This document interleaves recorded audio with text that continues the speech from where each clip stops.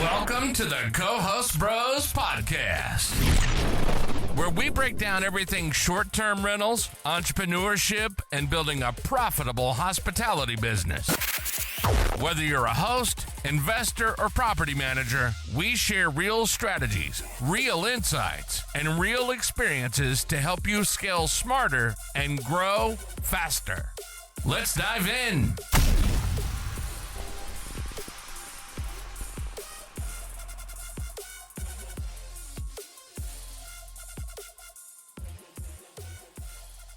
What is going on, everybody? My name is Matt Codd, and I'm here with my good buddy Austin Spitz with another episode of the Co-Host Bros podcast. Today we have a short-term rental operator. He co-hosts a boutique hotel, which is super crazy to me, Michael Dinwiddie.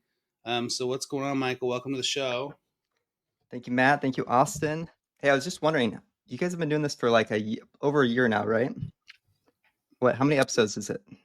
You'll be episode 76. 76. Yeah. That's awesome, guys. Well done. Like, that's really cool. Yeah, and I think we're starting to get the viewers, we're starting to get the traction, and I think it started off slow like anything, but Matt and I, we just stay consistent with trying to do at least one episode a week, and I don't know, I feel like the metrics are starting to show up in forms of listeners. So people out there are listening to these two bozos. I don't know. I mean, it's starting to work. So anyways, Mike, it's super awesome to have you on the show, man. We've known each other for a couple of years now, but for our audience that doesn't know exactly, your story and what you do, tell us a little bit about how you've kind of gotten into this space and what's going on with you, man. Yeah, I almost want to hear the story from your point of view. No, I won't make you do. You tell his story. I like it, Matt. You've known me for like 5 minutes. What's my story from your point of view? No, I'll go back. I'll go back about 10 years, but then jump to the current day. So I actually found this old goal sheet. I was going through an old Dropbox system, trying to like clean things up and get rid of an old subscription. And like 10 years ago, 2016, I was trying to figure out what I want to do with life. And I found this paper where I was writing out different jobs that I wanted to do. And there was a whole section there on managing Airbnbs. And I wrote down like, I could knock on doors and put like a flyer on it saying that I'll manage your property. So I found that and I thought that was cool. And later in life, 4 years ago or so, I always had this vision of retiring early and getting a like traditional bed and breakfast and just doing like a bed and breakfast and being a host, meeting people from around the world. I always thought that would be super cool to do with life. And around 2020, my older brother bought a couple of short-term rentals in Florida and they crushed it. They were doing amazing. And I realized I could start doing this now. Like I could do it while I'm still employed. And so that's when I bought my first rental and fell in love with it and started co-hosting started wanting to co-host pretty much right after that. I had a really hard time like getting a first client and getting started. So we can go down that route if you guys want, but I just knew this is what I wanted to do because it just kept coming back up time and again. Yeah. So what market are you mostly in where you do business? Yeah, I'm in Washington State. My first property was in the Olympic National Park area. And now majority of my properties I manage, I have 20 units that I manage. Majority are in Westport, Washington, which is on the central Washington coast. It's like the surf city of Washington. And then I also manage nearby where I live, which I'm about halfway between Seattle and Mount Rainier. So I manage a few lake houses out here by me as well. So everything's in Washington State, regional, drivable vacation markets. So you're obviously probably not the boots on the ground per se for your business, but you are close enough to where you're operating, what would you say, like within a 2-hour radius of the properties you manage? Is that fair to say? Or yeah, like 3 hours. So how often are you maybe like visiting these properties and stuff like that? Are you kind of just doing everything remotely regardless? Yeah, from the beginning, my first property I bought was the furthest one away. It's 4 hours away. And so I've never been on the ground there. It's always been working through teams, working through cleaners, empowering the cleaners to also receive the packages and to deal with emergency guest situations, things like that. So do you currently have like a W-2 job? Did you exit that? What did that look like? I want to hear a little bit more about your journey of like through employment into entrepreneurship and how that kind of looks. Yeah, so I got an MBA back around COVID times and then wanted to get into the hospitality industry. So I was looking at a bunch of different opportunities and ended up getting a job with Expedia up here in Seattle. And so for the first couple of years working with them, I was working in customer experience, and my whole role was how can we better our customer service systems so that guests have a better experience, and more importantly, prevent them needing to reach out to customer service in the first place. So how can we set up our systems and our technology to just prevent the need for customer service? Because the best customer service is no customer service. Second best customer service is when people can help themselves. And then worst customer service is what people typically think of, which is texting or calling a customer service rep to fix their problems. So my whole job was how can we prevent those issues in the first place? And that was pretty cool, but it got really data heavy, and I just didn't care about running regression models and things like that. So I moved over and started doing product marketing at Expedia. And actually, it's kind of cool. I just saw an email from Vrbo yesterday that Vrbo is now being marketed on third-party platforms. So for the last couple of years, Vrbo listings have been available. Expedia owns Vrbo. Quick side note for anyone who doesn't know that. So Expedia Group owns Vrbo, and then Vrbo has been listed on like Expedia.com for a while and Hotels.com, which is also owned by Expedia. So you can find their vacation rentals through there. But they also partner with a whole bunch of third-party travel industry experts. So imagine like the biggest travel companies in Latin America. They use a lot of the inventory and supplies and hotel rooms from Expedia. So Expedia negotiates those contracts and then basically sells those rooms to these third-party travel agencies. So my job was how do we sell more of this to these third-party industries, third-party other countries and things like that. And I helped work with getting Vrbo, getting all the systems and technology in place so that Vrbo inventory could be sold by these other OTAs as well. So that just went live yesterday. So that was kind of cool to see. Like the things that I was working on came to fruition, but I hated working there. I did not. It was I just don't like working in a massive 10,000 person company where I felt like the work that I did never touched any lives, never had any impact. And then on the side, I was growing this management business where everything I did was having direct impacts on people's lives. And so I had this opportunity to really jump my business from being individual short-term rentals to managing a 15-unit boutique hotel at the end of last year, and decided to make that jump. But I knew as soon as I started managing that, it was going to be too much time required to renovate and start managing a hotel to be able to keep my job. So I left my job at Expedia in January and started managing the hotel the same day. Yeah. Real quick, sorry, one more question, Matt. So at what point did you know and decide that you were going to bet on yourself? Like, cause like it was just January, right? So when you left your Yeah. W-2 job. So what was it for you that you were like, I'm going to bounce because I know we have a lot of listeners that are interested in maybe they still have their W-2 or in the process or planning out how to get out of that. So how did you know that time was right? What was it for you? So that was always the goal in growing this business, was to do that. So I was always looking for that moment. And then I'm also, I think you know me, Austin, I'm also super analytical. And so my wife and I, we had a spreadsheet where we were looking at growth of our business just over the previous 6 months and the amount of properties we'd added. And then we were able to add in managing this boutique hotel and see that revenue. And we were like, it wasn't going to work, to be honest. We've got a pretty high management fee there for boutique hotels. Typically, it's going to be between like 7 and 15% management fee or co-hosting fee to manage a hotel. But this one was previously managed by Vacasa, and they were charging like 28%. And so we came in and were able to negotiate 25% management fee. But then I was looking at that, I was like, but we're going to be starting in January, and we're going to do like a month-long renovation and improvements to get it to the standard that I knew it had to be at to be able to perform and to maximize revenue. And the owners were super cool. They bought into that vision. But I was like, I'm not going to make any money for the first quarter of the year until summer really was when like I'd start making money. So that was cool. I was able to like figure that out, and then to be able to work with the owners to basically set up all right, here's what we think 25% will be annualized.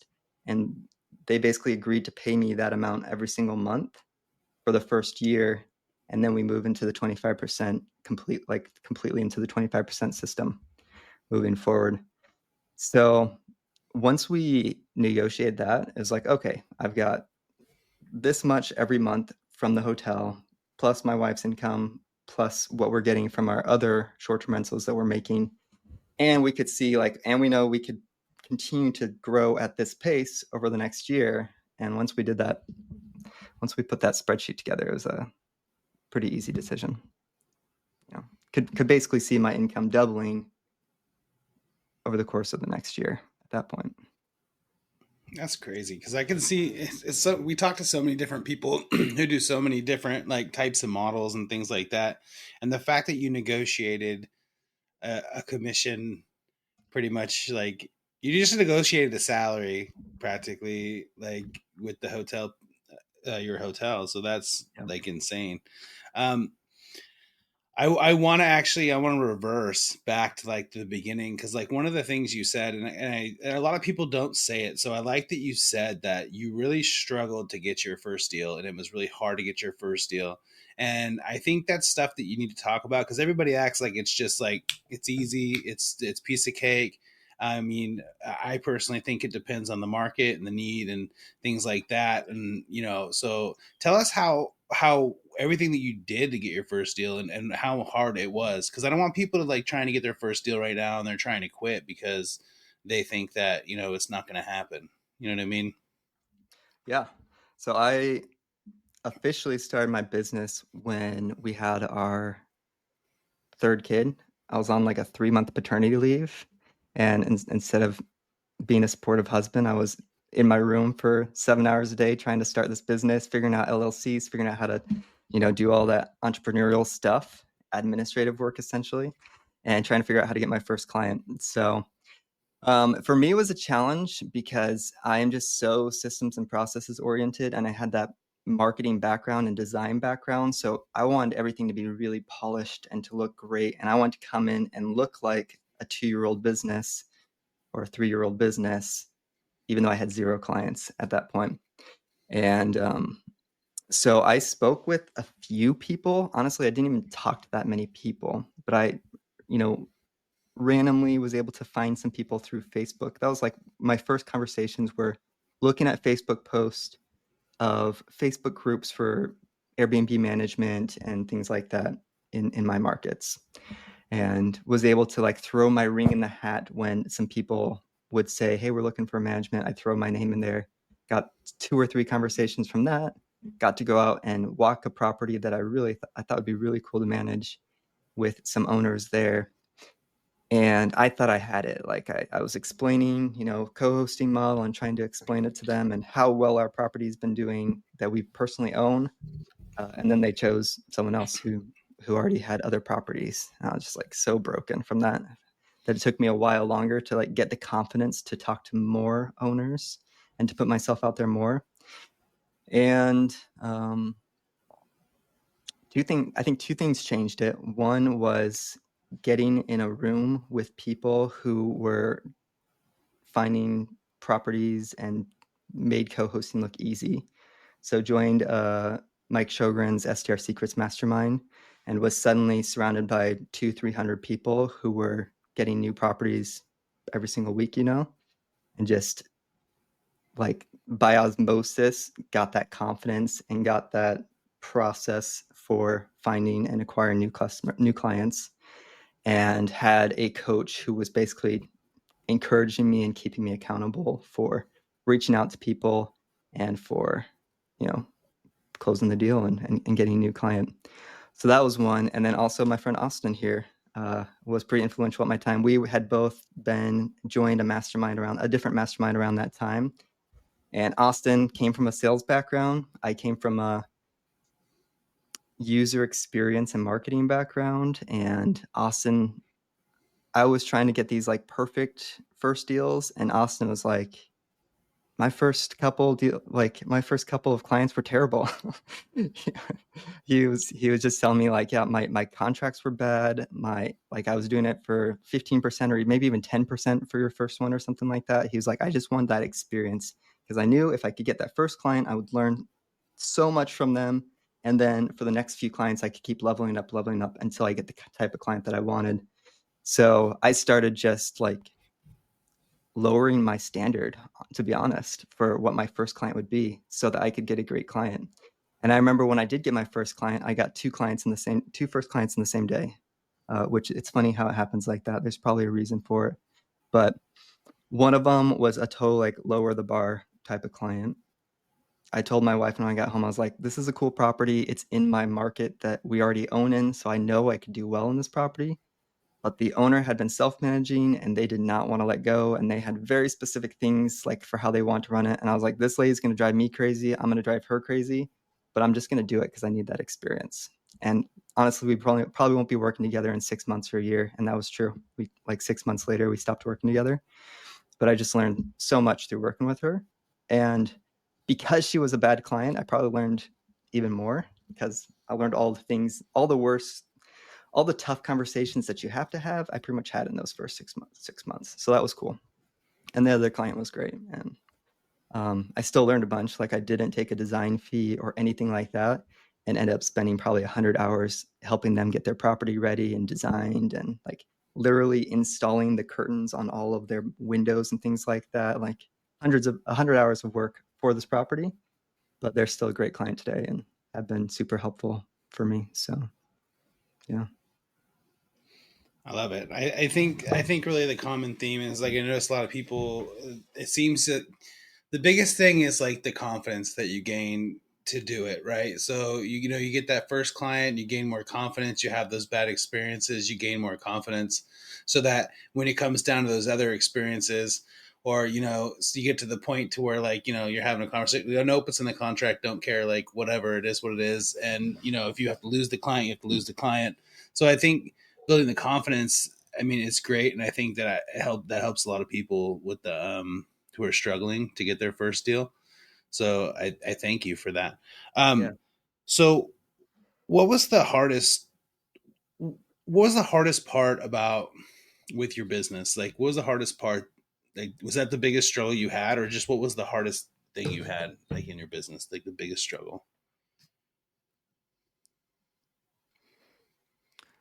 I would say it's that, and it still is growth and sales and like spending time finding new clients is still my biggest struggle because it's just not what I naturally want to do or feel like I should do with my free time. If I've got free time, I'm thinking, how can I make my business more efficient? How can I buy myself out of my business, like hire and train people so that I don't need to be working as much and pretty much do everything I can except reaching out to clients. So that's still my biggest struggle.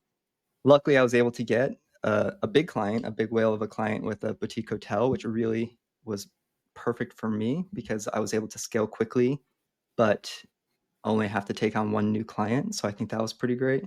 But yeah, that's still my biggest challenge. It's just, people have natural tendencies. Some people are systems and processes oriented. Some people are awesome at sales and growth. And honestly, they're able to not even think about those details. They're able to shut that part of their brain off, or maybe they don't even have that part of their brain. I don't know.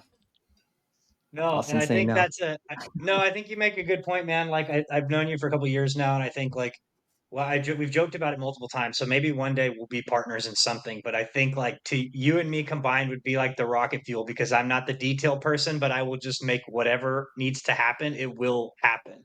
But then you're the one that's like so systems and processes oriented that you would just make it run like a functional, amazing machine. So like, yeah, it would be a great partnership. So maybe one of these days something like that will happen. But I wanted to talk about this will of a client. So how did that deal come about? So you talked about how you kind of got your first two, short-term rentals, vacation homes. Tell us a little bit more about this boutique hotel deal and how'd you get it and run us through the process and what all that looked like. Networking. I mean, you just got to tell people what you do and why you're excited about it.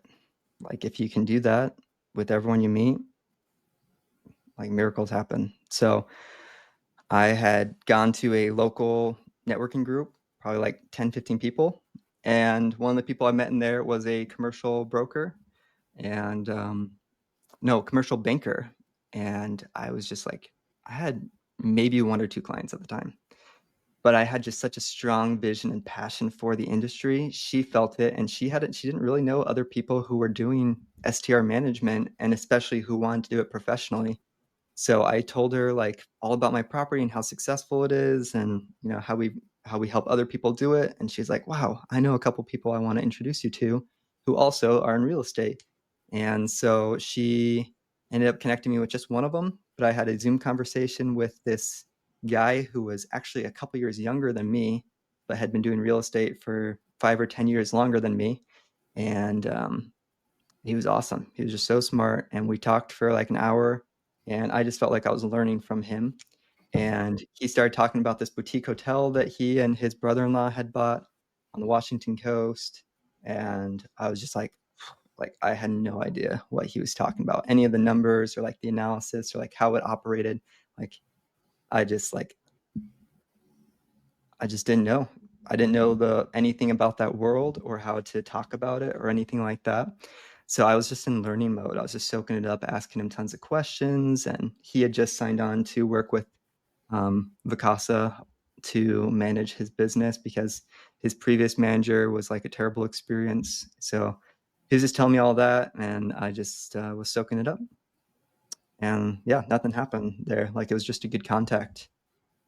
And then maybe 6 months later, that same lady was like, hey, I'm going to this baseball event. It's a networking event with that real estate group that this guy's a part of. He'll probably be there. Do you want to come and say hi to him and meet him in person? And so I was just like, sure. So it was like a freezing cold day. It was rainy. We were at this baseball game and got to meet this guy again. And we hardly talked about business. We just talked about family and faith and kind of connected on a personal level. They were just about to go traveling and our family loves traveling and they've got kids the same age as us. So we just made this personal connection. I was like, that's cool. Like, I want to work with this guy someday in something. He's just a cool person. So a month passes and I just keep getting this impression like, you should take him out to lunch. You should get to know him better. You should talk about his hotel, how that's doing. And in the meantime, I'd been growing my business. I had been interacting with people who have boutique hotels. I'd been learning from Mike Sjogren, who has a whole system on running boutique hotels. So I'd watched a bunch of content from his about how boutique hotel management works. And suddenly I knew the language and I was confident to be able to talk about boutique hotels. And so when we had lunch, he just brought up that his current management system was terrible. And I was just asking more questions. And by the end of it, he was like, hey, do you think like you would want to help us manage this property? And it was just like such a cool experience. Like didn't even have to pitch him on it or sell him on it. It was more just like we decided we were going to partner and like come together to figure out how to do it ourselves, even though neither of us had management experience for managing a hotel, but we knew we could do it together. With me doing, majority of the management and him bringing his real estate background more broadly. And so we kind of grew it naturally from there. That's killer. So, what are your systems looking like? Are you running VAs? What are you doing to streamline your operations? Yeah. So as soon as I agreed to manage that property, I had heard horror stories about how many phone calls hotels get versus Airbnb, which is 95% messaging. but hotels is like 50-50. So I was like, man, I do not want to be answering phone calls for 15 doors. I need to get VA help right away. So I already had one VA, which was great because I had been learning the skill set of managing VAs and delegating and hiring and things like that. But I knew I needed more VAs and I needed more systems to be able to do this. It was just too big to try to take on without a solid system in place. So I did two things during that first like chaotic month of January. So besides renovating this property full time, I was trying to figure out my VA team structure and ended up hiring someone else who was already managing a bunch of VA. Well, a bunch of things happened. So one was I joined a mastermind specifically for boutique hotel management because I was like, I don't want to recreate this process. People are already doing it and they're already doing it well. I just want to figure out what their system is and implement it. So met my good friend Rashmi in that program, and she taught me a whole bunch about managing hotels. And she was helping me figure out how to structure team management. And I ended up hiring, a whole team to manage my property that wasn't even mine. They were managed by someone else who had boutique hotels. And I just used their team because they already knew the systems. They already knew how to manage and deal with guests. So I just decided I'll hire them out. It's worth my time to get someone who knows what they're doing.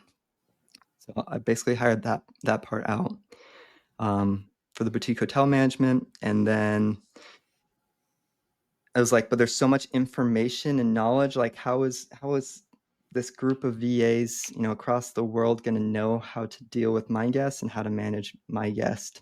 So have either of you guys heard the concept of a second brain? No, tell us. Oh man. Okay. So there's this book that came out, who knows how many 5-10 years ago, called Building a Second Brain. And he's not the first person to think about it, but he wrote an awesome book, a guy named Tiago Forte. And it's all about how our human brain's capacity to like our short-term and long-term storage is pretty amazing. But with technology coming now, like we are consuming 10 to 30 gigabytes of information every single day. From the articles you read, the podcasts you listen to, watching Netflix, reading, like everything that we're consuming is like 10 to 30 gigabytes per day. And our short-term and long-term memory just can't contain and process all of that. It's just not physically possible. So there's this concept of building a second brain where can you build a system that can control, that you can store that information in so that your human brain can be focused on the most important things, but then these long-term storage things you can just place in your second brain and access them whenever you want. So it's a really cool book. It's, theory, but then there's a ton of practice of how do you actually build this out? What's the framework for building it? And I had gotten a Notion template to implement that in my personal life where I had all my hobbies and, all the little details about our car and our house and everything like that was all saved in this virtual space in Notion. And I always loved it. I always thought it was cool to have this place I could just put stuff. So our kids would go to the doctor. We'd get the little paper about like their growth and their whatever, and just take a photo of it and just drop it in our second brain. Anytime we need it in the future, we know where it is. We can go access that information. So I was like, I need this for my business as well. So I had tried Monday.com for project management and stuff like that, but I kept coming back to Notion because I just love that tool. And so I started building out this second brain for my hospitality business in Notion. So all of my properties, all of my units had this like master page, and all the information about that unit and property was on that page. Everything from like the neighbor's sentiment about us managing that property to the supply closet code to unique policies, discounts, any FAQ. So do we allow packages to be dropped off or to be shipped to this property or not? Like everything is in this one page, and me and my team can go and we can update that. And when we take on a new property, we'll fill out like the 100 question. It's like a 100-point questionnaire. We'll fill that out. We actually now have it connected to a form where our owners fill out like 70% of that for us. And then we keep it up to date and we fill in the blanks. So we've got that knowledge management portion of it. And then there's also a task component as well. So when you're launching 15 units at once, it's just like there's so many tasks to do. And I probably had like 5 handymen and contractors on site at the same time. So to be able to keep all of those tasks in place on site, plus creating 15 listings at once, plus creating Expedia accounts and Cloudbeds accounts and all these things for the hotel management side, I just knew like I needed a good system for that. So I used Notion's project and task management for that as well. And just like organically built this incredible system that I now operate my whole business out of, which is we call Hospitality HQ. And so built a lot of systems in the first quarter of this year as I was getting the hotel set up, because I knew like we needed to run this as a business and I wanted team members. And one of the coolest things is now they have access to all the same information that I have in my head. So before, if I hired a VA and they had questions about, how any of those questions or anything like that, they would have to ask me and I'd answer them, and then they'd go solve the problem for the guest. And I was like, great, efficient. Like my VAs are helping me out, but I was still involved in half the conversation, So now it's in the second brain. They have access to it. They can even start growing it and operating out of this system. And now I can fully step away from a lot of those conversations and not be involved at all. That's cool. Okay. So, I mean, I work on like a lot of stuff like that too, but I don't use Notion at all. I use just like Google Drive and like scripts and all kinds of stuff like that. So like I'm like my onboarding sheet, like if I fill out my onboarding sheet, like I'm working on a script that'll print out a Google Doc, just a master document, like things like that. So I like what you're saying, because it sounds like it's probably easier than coding a script with the templates and the page breaks and stuff. But all right, so me and Matt can geek out about this stuff. So probably a month ago now, we built an onboarding process where it's an onboarding automation. So essentially, I talk to a client now, and they're like, yeah, that sounds good. Send me the contract. So I go into Notion and I click a button called Onboard New Property, and it automatically generates a project with and then underneath that project, like 55 automated tasks that are assigned to this VA and this VA and this local host. So all the tasks are assigned to a different person, and there's an order to them. And we recently added in, so all of the SOPs for how to complete those tasks are also linked into those as well. So whenever that person gets that task, they can click into it and see the write-up of how to complete that task as well. Really? Okay, yeah. So I have something kind of similar. So like I have a Google sheet that basically all I got to do is put in their name, their email, the property address, what the tech fee is, the onboarding fee, and the percentage, and I'll click the button. It'll automatically generate my contract. Make will grab it, throw it in the DocuSign, and send it out.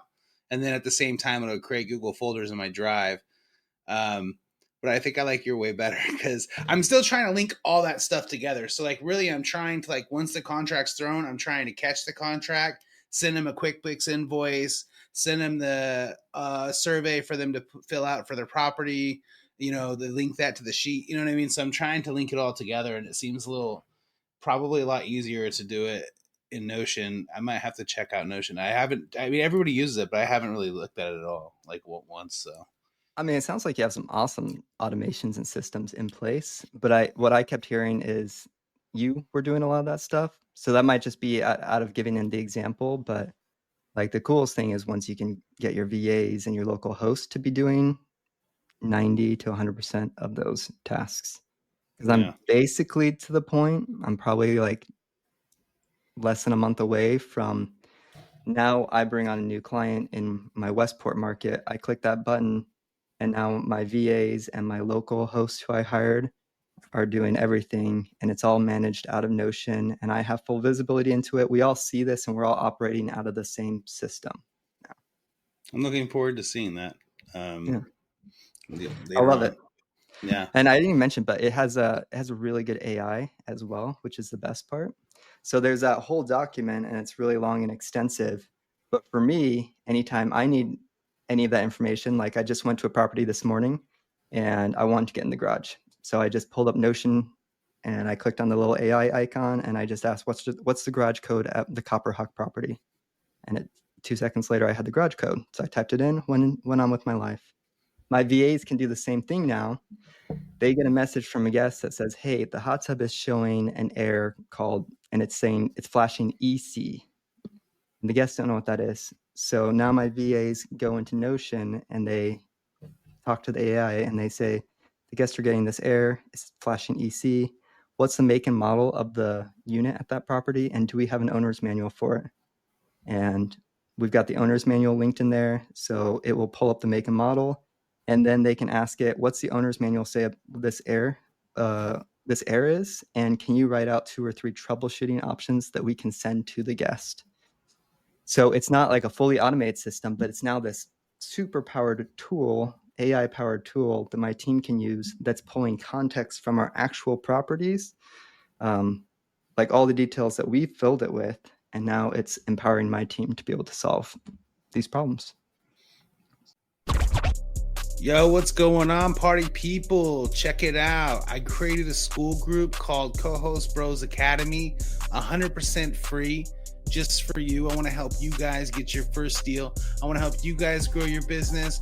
I want to do it together. I want to create a community. I got free templates. I'm going to be adding stuff all the time. It's 100% free right now for you. So I would suggest you join as soon as possible. I hope to see you there.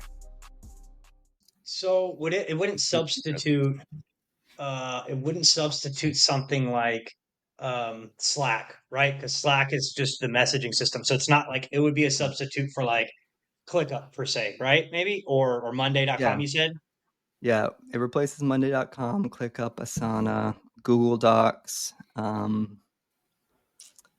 just like any notes that you might have, even meeting notes I have related to the business. I log it all in there because now it's all AI searchable as well. So it replaces a lot of those type of tools. We still have Slack for all of our internal communication and all of our cleaner conversation.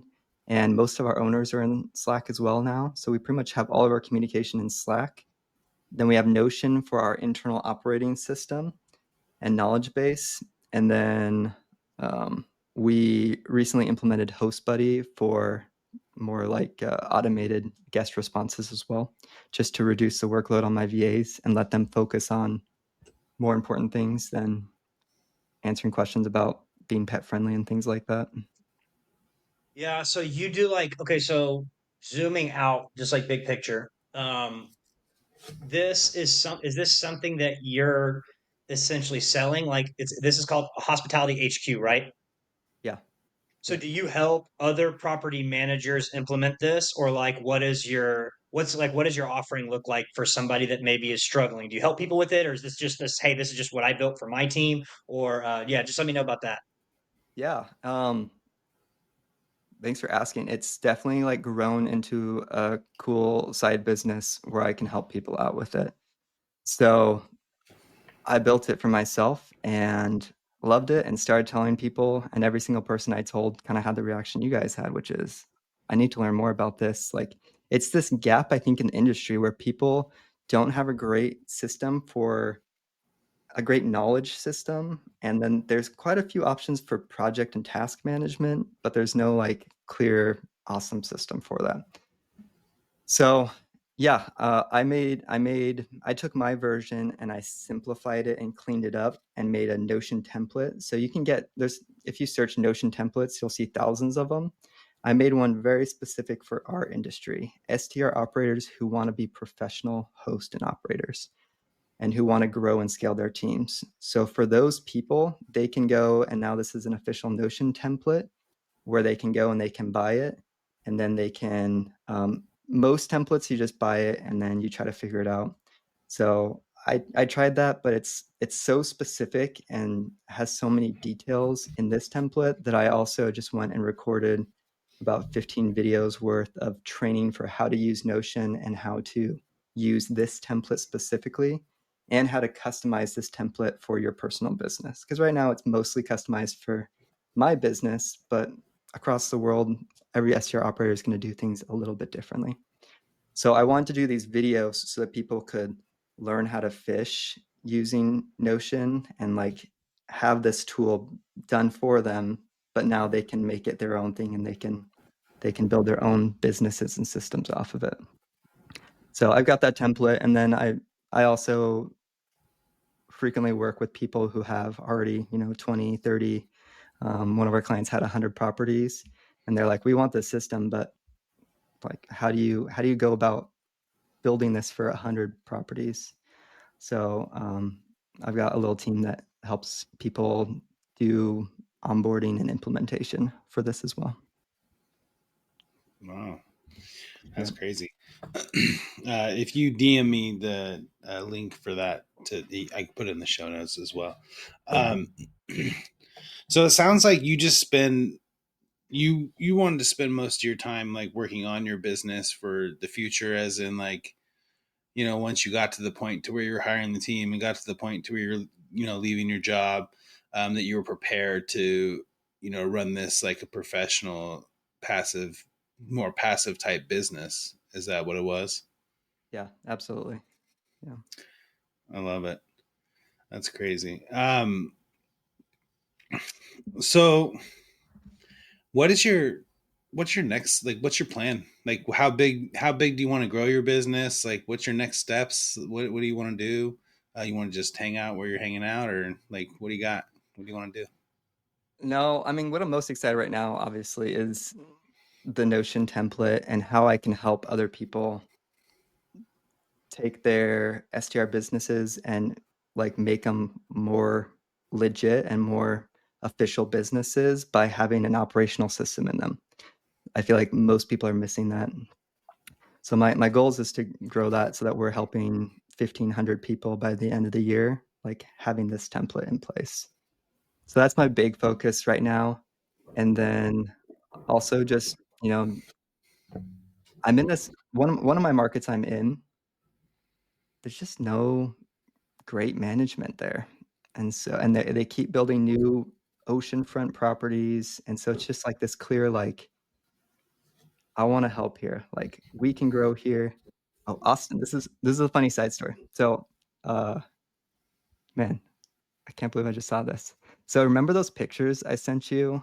I got to go back a tiny bit more for anyone listening, more context. Interesting. So, yeah, so cool, huh? So I, when I was trying to figure out how to grow and how to get new clients, I had this idea of what if I take a picture in front of a property that I think would be really cool. And I take a picture and then I text the owner and I tell them, hey, I see that you're being managed by this person and that your reviews aren't really good. I can help you out. I manage properties in Washington. So I did that for 5 or 6 properties in this market that I wanted to grow in, because I knew I had just signed up the hotel client in that market. And I was like, okay, I'm going to be spending a lot of time here. There's some cool beach houses. I want to get more properties here. So I took pictures in front of a few of them and I texted some of them to Austin. I was like, check out this idea I just had. It's already generating conversations. Well, you took it in front of their house? I took it. It was like a selfie in front of their in front of the like client's house. Yeah, with or their like house the potential client's house. Because I was like, they're never just going to respond to a text if I'm just saying like, hey, I'll help you manage your rental. But if they see me in front of their house, that'll help with the response rate. So it did. The hard part about this is you have to be at the house. You have to go to the house. But you do.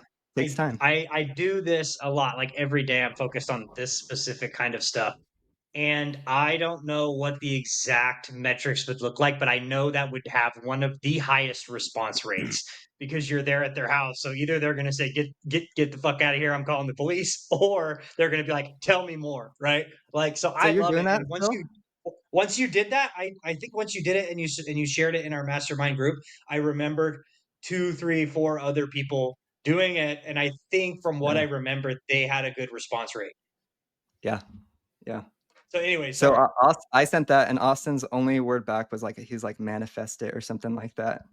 And so one of them just signed up. So like 6-8 months later, one of them finally signed up. So yeah, I'm gonna do that now. Starting to manage that property in a couple months. I've done that with postcards before, but it gets really expensive. Like download the cover photo of their house and I like put it on a postcard and like send the postcard to them. But Wow. it gets really expensive when you Yeah. print them individually. Yeah. And if you do a lot of them, but I thought it was like, I'm like, oh, that'll get someone to be like, what the fuck? Why do they have a picture of my house? You know what I mean? So that's great. No, that's awesome. That's actually a great tactic for all of you that are in a local drivable market.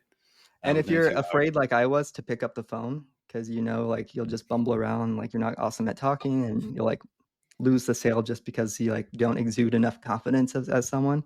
But like a photo in front of their house, and then it's not hard to be confident in a text message. So Yeah, that's a cold great way calling's to hard. get started. Cold calling's hard too. Like whenever you do the messaging and it's like very personable, like not like a template, like it's a message like, hey, your address here. I love your pool and string lights or whatever. You take the time Yep. to send that, the response rate is much better than just saying, hey, I'm a manager, I'm interested in your property. We do luxury properties, whatever. But that also brings me back to you made me think of another one that we just signed recently, probably the most profitable property in our portfolio. And we just recently signed it. And it was a response from a Facebook DM that I sent like a year and a half ago. And it just never got to their profile. And I guess they finally checked their spam or whatever. And they were like, a year and a half later, they were like, hey, yeah, let's set up a call. Anyways, one thing led to another, and we ended up signing them. So it's like, it's crazy. But I think the point that you're like making is like you have to plant those seeds early on. And then if you plant a lot of seeds, eventually like 6 months later, somebody will end up hitting you back up and be like, hey, remember we talked? I wasn't ready at the time. Now I'm ready. So I think the takeaway for everyone there is just like keep going. And that's awesome, man. That's such a cool method. If you're in your market and you're in the area, just go pick a few houses, skip trace them, and do that. That's super cool. Yeah, and while we're on the topic of things that have worked for finding new clients, especially for personalities like mine, another one that was a super happy accident was in this market, I wanted to hire a local host. So I didn't want to be going out there very often. It's 2.5, 3 hours away from me. And I knew I wanted to scale quickly because it was just like ripe for the taking. And so I hired someone 3 months ago now. And it started with a Facebook post. So I posted this photo of our photographer taking a lifestyle photo at one of our properties. And it was just a really cool photo, but it showed both the property, like this experience, and it showed our team at work, like the photographer taking the photo. So I posted that photo in like 4 different local neighborhood, like Facebook groups. And I put something along the lines of, I'm looking for someone who is just like naturally loves hosting people. They're the kind of person that would put a mint or a chocolate on the pillow when their friends come and stay at their house or something like that, but who's also not afraid to set up IKEA furniture and like go figure out issues and solve problems and stuff like that. So I had this post saying like I wanted to hire someone hourly to help out here, and it's gonna be like 5 to 10 hours a week, and it's gonna pay like $25 an hour. And if it works out great, I'll increase it to $30. So I posted that with the picture, got probably 25 or 30 responses of people interested in the job, and ended up hiring someone from that who's been awesome. They're now my local host, and now I can scale quicker there. They can onboard properties and all that. But people also saw that post. Owners saw those posts, and I've been contacted by a couple owners who were like, hey, I saw your post. I see that you manage in our area. And because of the way I described like the quality of our service and the high standard that we were looking for in that person, they felt like, oh, this would be a great person to manage my property. And so they reached out. And now that's evergreen. Now, anytime someone gets on those Facebook groups and searches for Airbnb manager or something like that, they'll see that post and be able to reach out. Yeah, I think that's a good point too. Once you make that post, yeah, evergreen, exactly. I've gotten people that have just searched like property management or Airbnb or short-term rental, and they'll be like, "Hey, I saw a Facebook post. I saw your Facebook post in this group," and it would be like a post that I made 6 months ago or something. They just searched it, and then I got recommended a few times, and I was like, I don't even post those anymore. So, yeah, that's a good point. Whenever you're posting on Facebook, it's definitely if they're using the search bar, it's definitely down to it's definitely gonna to resurface, but. Yeah. I mean, I bet both of you have hired a cleaner this way. You've tried to, at least. You've gotten on the Facebook groups and you've searched for a cleaner or electrician or whatever on those groups. And then you found a post from a year ago and message 5 people. Like I've done that in every single one of my markets. Great way to find a Yeah. cleaner, by the way. You don't have to do all the legwork because someone else already asked the question.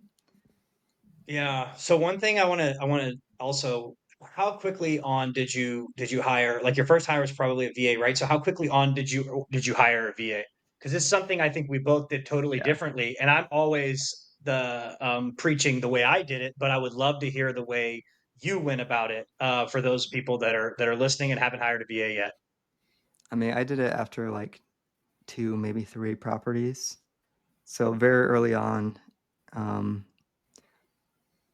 And I just, I had read this book, Buy Back Your Time by Dan Martell, fell in love with the concept, and I realized I was doing a bunch of these $10 tasks, like little things, little administrative things that if I want to grow quickly, if I want to perform at the level that I wanted to, I shouldn't be doing these things because I'm running out of time to focus on actually growing my business.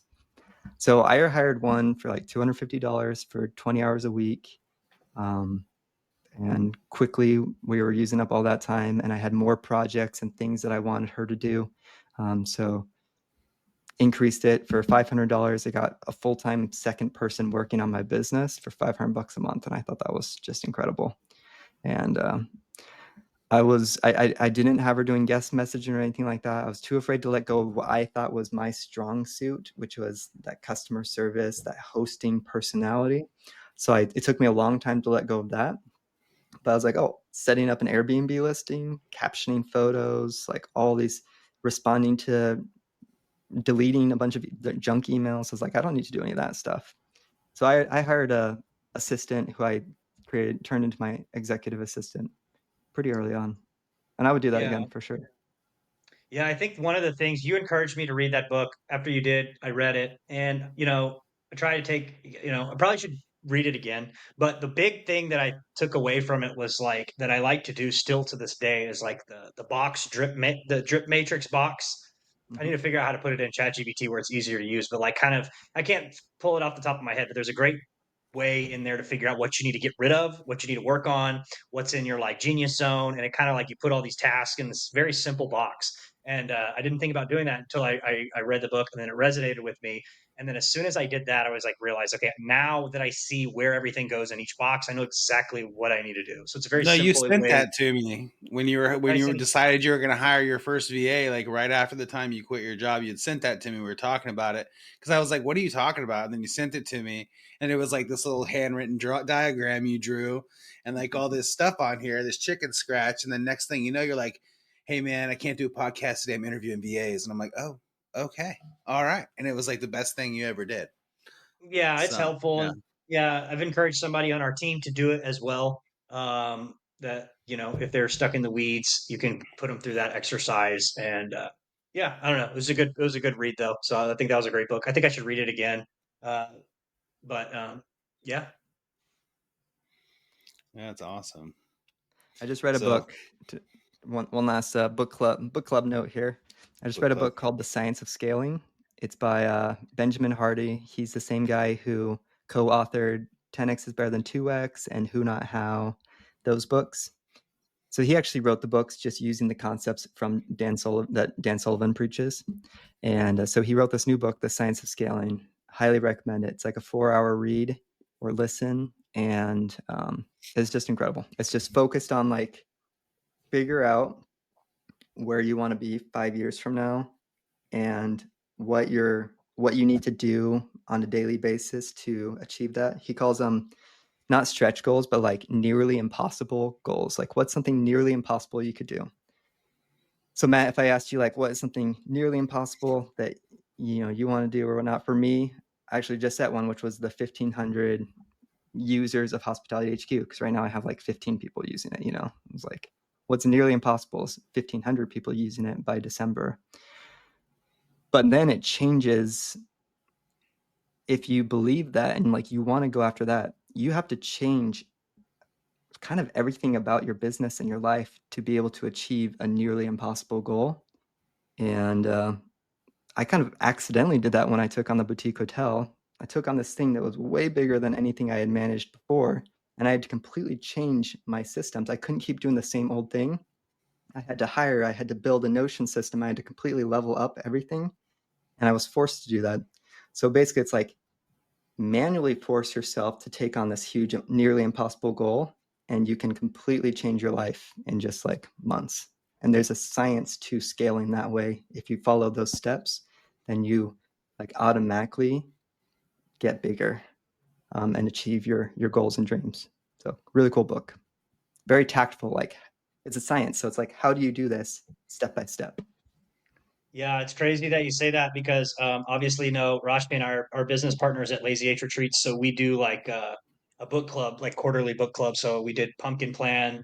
We're implementing that, have implemented that. And then it's really funny that you say this because we're discussing literally today what our next book was, and it's between two books, and that was one of the books. So I don't know if you guys are reading that in your mastermind group, if this is the universe telling me that I need to read this book, but we're for the next quarter we're picking what book we're going to read, right? So it was The Science of Scaling, or I'm looking at the message here, something what is it called, The Dysfunctional Team. I don't know if you've read that, I but have.